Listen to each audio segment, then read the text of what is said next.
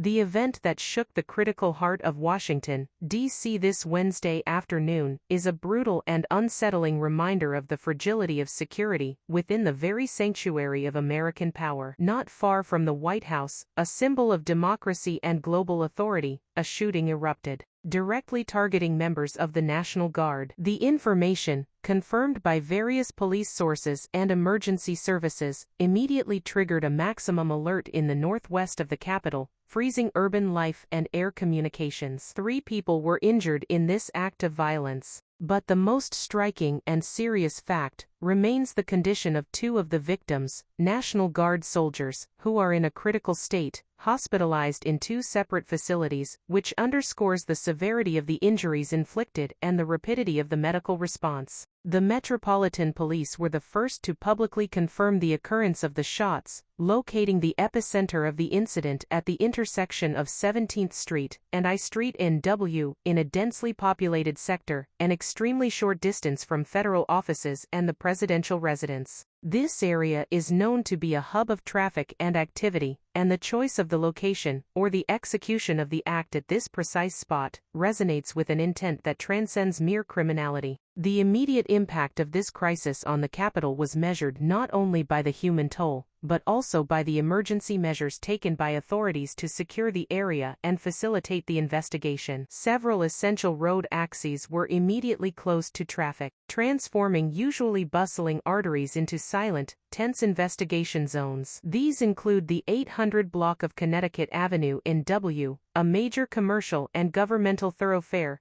cut off between H and I streets. Likewise, K Street NW, another vital artery in the business district, was blocked from the 1,600 to 1,700 blocks between 18th and 16th Streets. Such prolonged closures are never insignificant in Washington. They signal the activation of the strictest security protocols, aimed at freezing the crime scene while preventing any residual threat. But the most significant indication of the alert level reached comes from the air. The Federal Aviation Administration, FAA, made the radical decision to issue a no-fly zone over Ronald Reagan Washington National Airport, D.C. for security reasons. This measure, infrequent and fraught with logistical consequences, testifies to the immediate perception of a potentially uncontained threat, or the absolute necessity of ensuring the serenity of the presidential perimeter, even beyond the immediate airspace. While the on-the-ground investigation gained momentum, the voice of the White House was heard. President Donald Trump, using his preferred communication platform, Truth Social, published a message of rare intensity.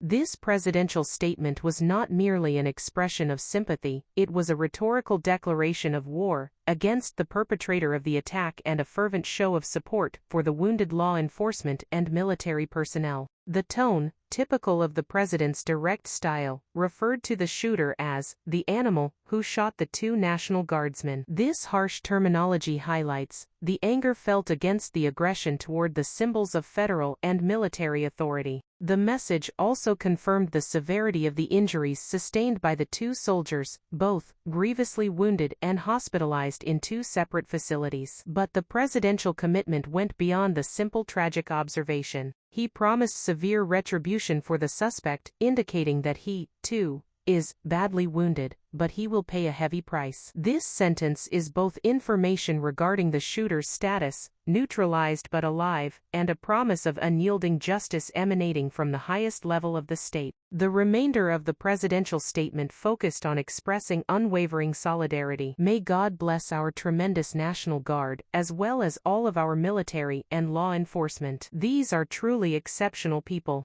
As President of the United States, and on behalf of everyone who works for the presidency, I stand with you, concluded the message. This marked support for the National Guard is essential, as these soldiers, often called upon to reinforce security in the Capitol during periods of high tension or specific events, represent a fundamental link in American domestic security. The attack against them is perceived not only as a crime, but as a symbolic affront to the institution. Details concerning the suspect, although fragmented in the early hours, were later clarified by sources. The individual, severely severely injured by the response, was neutralized. A notable point, and unusual in the context of a Washington shooting, is the confirmation of his arrest by the Minneapolis Police. This involvement, even if not detailed as to its nature, logistical coordination, joint investigation, suspect profile, potentially underscores a dimension that goes beyond a simple local incident and could point to a broader investigation. Ultimately, the Metropolitan Police in Washington managed the transport of all 3 victims to the hospital, the most serious